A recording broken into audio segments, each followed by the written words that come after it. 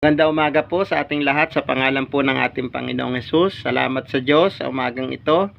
At muli po nating ituloy yung ating pong natapos na pag-aaral ng mga nakaraang araw na pinamagatan po nating Let's Work Together in the Great Commission of the Lord Jesus Christ. Now, ang teksto po natin are Mark 16 verse 15 to 16 na sinabi po ng Panginoong Hesus doon na humayo kayo sa buong sanlibutan at ipangaral ninyo ang mabuting balita, no? At ang sumampalataya ay inyong at ang sumampalataya at mabautismuhan ay maliligtas. Ngunit ang hindi sumampalataya ay parurusahan. Okay? So, natapos din po natin ang part 1, yung unang bahagi na yung puntos po natin doon ay the Great Commission of the Lord Jesus Christ, no? Matthew 28 verse 18 to 20. No, ngayon naman po ay ang pangalawang bahagi, no? Bago po ang lahat ng 'yan, tayo muna po ay saglit na manalangin. Panginoon, salamat po sa umagang ito, sa lakas at buhay na pinagkaloob mo sa amin. Amin pong dalangin, Panginoon, ang patuloy na pagsama mo, ang patuloy na pagkilos mo sa buhay ng bawat isa, ang knowledge and wisdom and understanding, Panginoon, ay ipagkaloob mo po sa amin upang lubos naming maunawaan ang iyong mga salita at ito'y amin pong maisabuhay, Panginoon, sa tulong ng iyong Santong Espiritu. Salamat po. To God be the glory in Jesus' name. Amen. So, doon po tayo sa pangalawang bahagi, yung pong the importance of working together. So, ang kahalagahan ng pagsasama-samang paglilingkod, no? Hallelujah. Sabi po ng ikalawang Korinto, unang Korinto po, unang Korinto 12 verse 4 hanggang 6. Ang sabi dito, iba't iba ang kaloob, ngunit iisa lamang ang Espiritu nagkakaloob ng mga ito. Iba't iba ang paraan ng paglilingkod, ngunit iisa lamang ang Panginoong pinaglilingkuran. Iba't iba ang mga gawain, ngunit iisa lamang ang Diyos na sumasalahat ng taong gumagawa ng mga iyon. So, dapat makita po natin dito yung the importance of working together.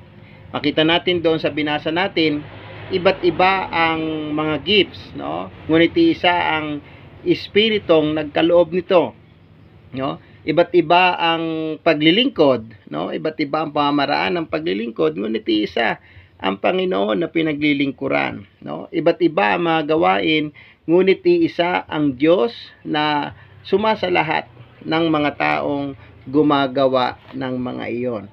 So, dapat makita natin dito yung kahalagahan ng pagkakaisa o sama-sama na paggawa sa ubasan ng ating Panginoong Hesus, no?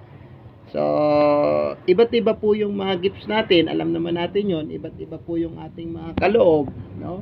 Iba't iba rin yung pamamaraan ng paglilingkod natin, no?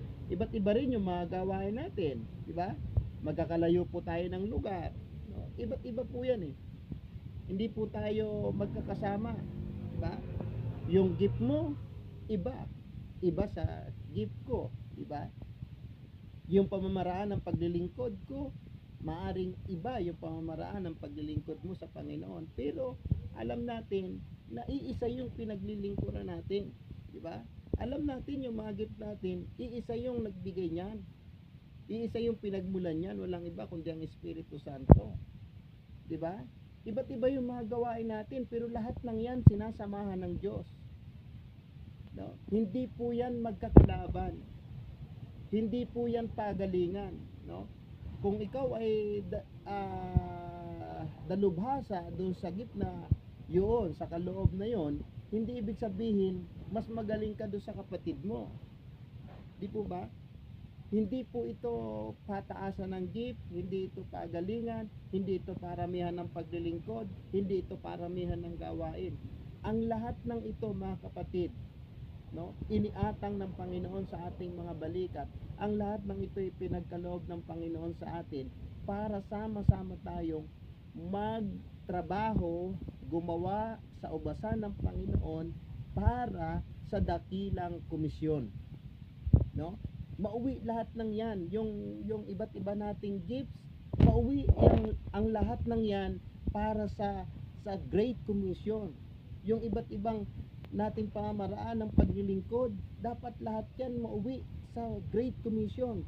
Doon tayo magkaisa, doon tayo magsama-samang trumabaho, gumawa sa ubasan ng Panginoon para sa Great Commission.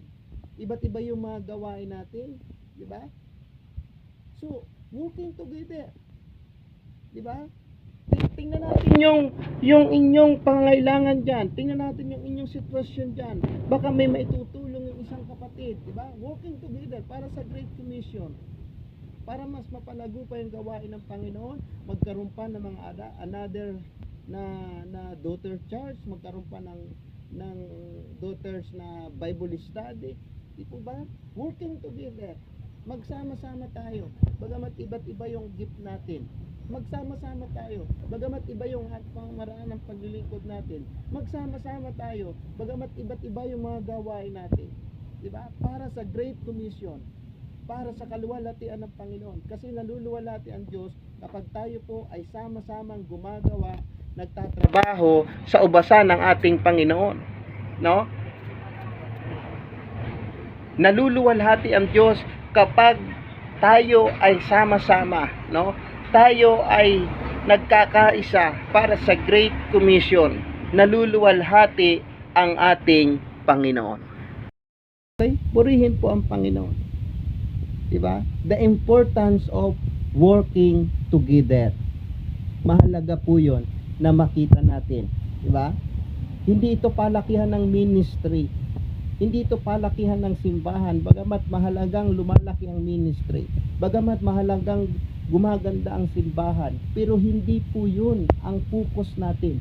Ang pinakang focus natin, papaano natin magagawa yung nakaatang sa balikat natin para sa Great Commission. Bagamat iba't iba yung larangan ng paglilingkod natin, bagamat iba't iba yung mga gifts natin, di ba? Hindi rin tayo pantay-pantay ng mga gifts, hindi rin tayo pare-parehas ng mga gifts, di ba? Hindi rin po paramihan ng mga gifts. Kahit kukunti yung gift mo, kung marami yung gifts mo, dapat lahat tayo magkaisa para sa Great Commission. Ang sabi nga po ng Ephesians 4:11 o Ephesians 4 verse 11 to 13, ito po yung mga dakilang kaloob ng Panginoon. Sabi dito, at ang iba'y ginawang apostol. Hallelujah. Ang iba'y propeta, ang iba'y ebanghelista, ang iba'y pastor at guro. Ginawa niya ito upang ihanda sa paglilingkod ang lahat ng hinirang sa ikauunlad ng kanyang iglesia. Sa gayon, tayong lahat ay magkakaisa sa pananampalataya at pagkakilala sa anak ng Diyos at magiging ganap ang ating pagkatao ayon sa pagiging ganap ni Kristo. Tingnan niyo pong mabuti yung verse 13. Sa gayon, tayong lahat ay magkakaisa sa pananampalataya at pagkakilala sa anak ng Diyos. So mahalaga yung salitang tayong lahat ay magkakaisa. Tayong lahat ay magsasama-sama. Tayong lahat ay sama-samang gagawa sa ubasan ng Panginoon para sa Great Commission. Diba? Kung may gift ka ng pagiging apostol, praise the Lord. Di po ba? Ang apostol, alam natin ang gift niyan. Yan po yung mga nagtatanim ng iglesia sa mga lugar. Di ba? Kagaya ni Apostol Pablo. Siya po ay nagtatanim ng iglesia sa iba't ibang lugar. No? Papalipasin, aalagaan niya po sa loob ng 3 taon. Pagkatapos iwanan niya, maglalagay siya ng leader doon sa church na yon. Another church planting na naman siya. So yan po yung gift ng pagiging apostol. Di ba? Mayroong prophet. Ang prophet naman po, kumbaga, yan po yung tigapag-pruning, yan po yung tigapagtabas, yan po yung tigapaglinis, yan yung tigapagsudsod, tigapag-alis ng basura, ng dayami, grabe po yan. Prophet, di ba? Sasabihin niya yan kung ano yung pinasasabi ng Panginoon nang walang pag-aalinlangan, may tamaan man o wala. Okay? So, ang ibanghilista, ito po yung mga hindi makokontento na nakaupo lang. Hindi kontento na sa isang araw ay hindi sa makapagbahagi ng salita ng Diyos kahit sa isang kaluluwa. Hindi kontento na hindi aalis, pupunta sa barangay, pupunta sa bayan, sa ibang lugar para ipangaral ang salita ng Diyos. No? Yung pastor, ito po yung mga nangangalaga ng kawan. No? Ito po yung may mga burden, no? Sa mga tao na kailangan maalagaan ng salita ng Diyos. Yung guro, ito po yung mga nagdi-disciple, no? Mga tagapagturo. So lahat ng yan dapat mauwi para sa Great Commission. Hindi sabog, hindi kalat. Ang dapat focus ay Great Commission. Kaya mayroon pong iba't ibang gifts eh. May iba't ibang ministry. Diba? Kung ibanghilista ka, hindi ka tagapag-alaga ng mga tupa, kausapin mo yung pastor na sa lugar na pinag-ibanghilistahan mo, yung na born again dahil sa pag-share mo ng gospel, so pabisita mo ron sa pastor.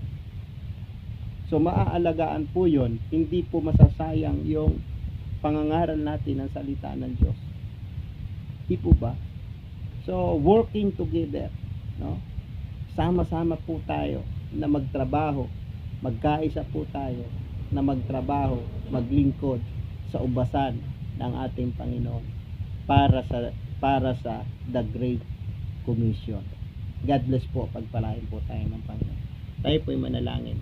Panginoon, salamat po sa iyong mga salita namin pong napagbulay-bulayan ngayong pong umaga. We pray na ito po'y may sa buhay namin. Tulungan mo po kami na kaming lahat, bagamat kami magkakaiba ng gifts, kami ay iba't ibang pamaraan ng paglilingkod, iba't iba ang mga gawain namin. Tulungan mo po kami na magkaisa para sa Great Commission, para matupad ang iyong pinagagawa, Panginoon. Salamat po. Samahan mo kami sa buong maghapong ito. Bigyan mo kami ng kalakasan at ingatan mo po kami. To God be the glory. In Jesus' name. Amen. Salamat po. Pagpalain po tayo ng Panginoon.